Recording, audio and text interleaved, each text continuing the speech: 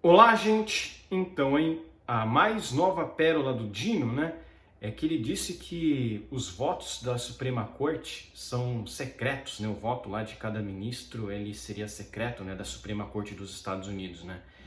Defendendo a também bizarra proposta de Lula de fazer com que os votos dos ministros do STF aí do Brasil sejam sigilosos, né? Na verdade, os votos lá dos ministros da Suprema Corte Americana, você sabe realmente como cada indivíduo votou, né?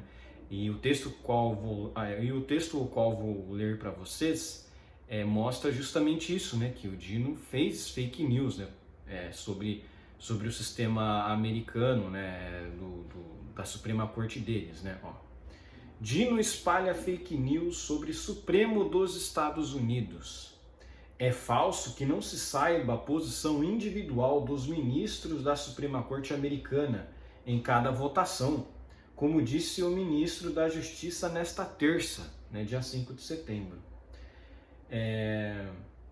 Muito empenhado em agradar ao chefe Lula, né, que defendeu a estapafúrdia ideia de que a sociedade não tem que saber como votam os ministros do STF, Flávio Dino espalhou fake news sobre a Suprema Corte dos Estados Unidos, né?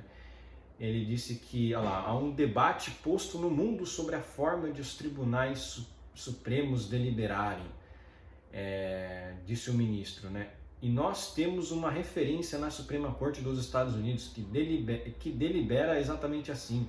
Ela delibera a partir dos votos individuais e é comunicada a posição da Corte, e não a posição individual desse ou daquele ministro. Primeiro, mentira. Realmente, você sabe sim os votos individuais de cada ministro lá da Suprema Corte dos Estados Unidos. Por quê? Vai dar o exemplo aqui. Ano retrasado, ano passado, acredito que foi ano passado, né? O tribunal, a Suprema Corte Americana, ela deu uma decisão de que a questão do aborto ela pode ser discutida em cada estado e ela não pode,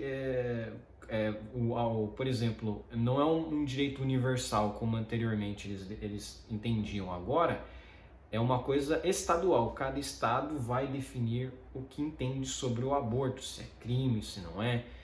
Então parou de ser aquele direito universal, cada estado diz o que quer. Cada estado vai apontar se apoia ou não apoia a criminalização do aborto. Antes era proibido criminalizar o aborto até a 13ª semana, 12ª semana. Né? E nesse voto, nessa decisão, você sabe qual foi o voto de cada ministro que decidiu, contra ou a favor. Então, o que aconteceu nos Estados Unidos, inclusive, é que a esquerda americana ficou tão revoltada que muitos políticos, inclusive, ameaçaram de entrar lá no STF americano e fazer rebelião, para você ver como que a Suprema Corte americana ela tratou esse incidente de forma muito menos agressiva como seria se fosse a Suprema Corte brasileira. Né? Imagina um cara aqui dizendo que vamos invadir o STF, né? Seria rapidamente rechaçado. E lá nos Estados Unidos, a Suprema Corte Americana, na verdade, ela não tem muita força, né? Porque eles decidem em pouquíssimos casos. Isso é uma verdade, que deveria, né, no caso aqui no Brasil, ser decidido assim. São poucos casos que deveriam ser decididos. E lá nos Estados Unidos tem uma outra coisa também, que os juízes eles não podem ser muito políticos, né? Eles têm que dar decisões mais técnicas, né? Mas ou o ministro erra ou distorce os fatos. Aí o ministro é o Dino. É perfeitamente possível saber quais foram os votos individuais dos ministros da Suprema Corte dos Estados Unidos. Em cada caso que chega ao Supremo americano, há uma sessão aberta ao público em que são feitas as sustentações orais. Depois, os justices, ministros, se reúnem a portas fechadas. Podem concordar com a maioria, concorrer com ela, concordar com o voto, mas não com os argumentos, ou divergir.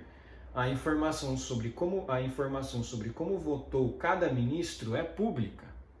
No mais recente caso polêmico do Supremo americano, a decisão que no ano passado suspendeu a garantia do direito ao aborto no país vigente por quase 50 anos, sabe-se que os ministros a favor da suspensão foram Samuel Alito, que redigiu o voto da maioria, Clarence Thomas, Neil Gorsuch, Brett Kavanaugh e Amy Coney Barrett, os 3 últimos indicados por Trump para a Suprema Corte.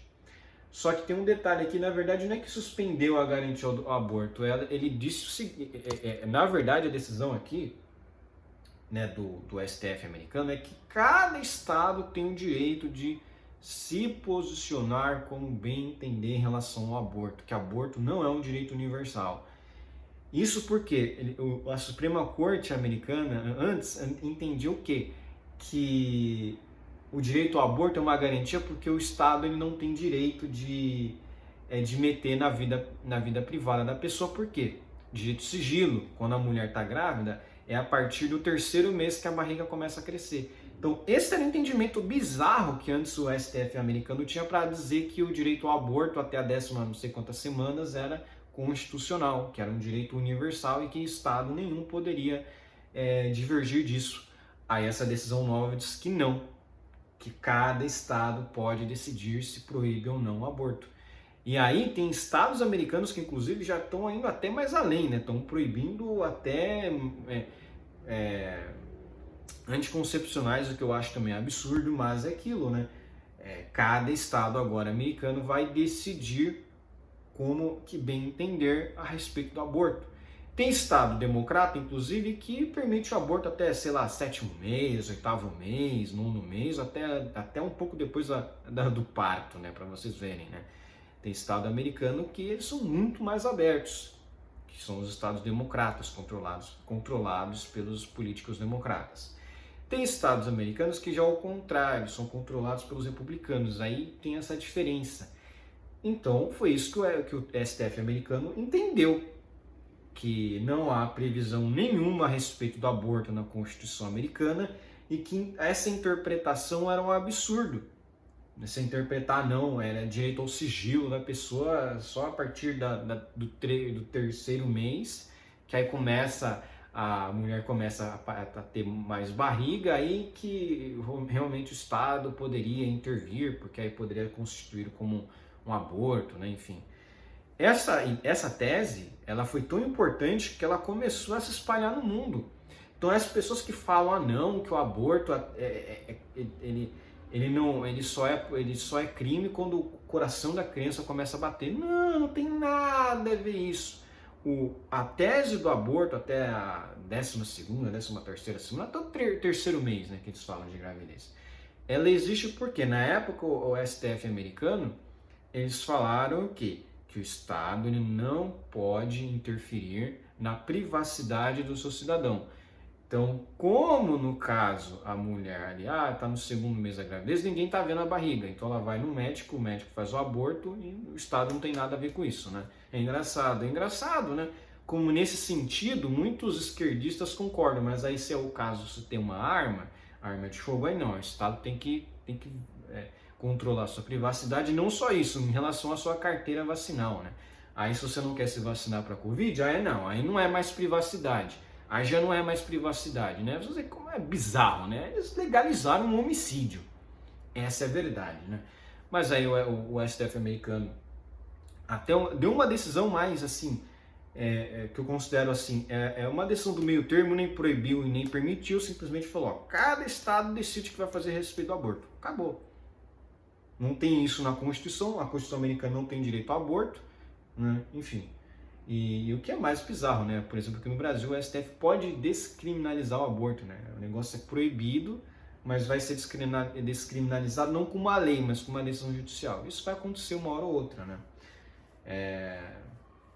Só estão preparando ali o tapete, então não vai ser uma discussão do legislativo, né? Mas enfim, é isso. Você sabe quem votou contra e quem votou a favor. Você sabe quem votou contra suspender ou acabar com a garantia do direito ao aborto nos Estados Unidos e quem votou contra suspender. Você sabe, então o Dino fez fake news mesmo. Olha lá, votaram contra Stephen Breyer, Sônia Sotomayor e Helena Kagan, que escreveram em conjunto a opinião divergente. é no mínimo estranho que um ministro da Justiça, é no mínimo estranho que um ministro da Justiça, alegadamente tão empenhado em combater as fake news, espalhe uma quando lhe convém. Né? Exatamente. Curiosidade, o site da Suprema Corte Americana chama de arcaico o modo de o STF brasileiro decidir, com as chamadas opiniões seriatim consecutivas.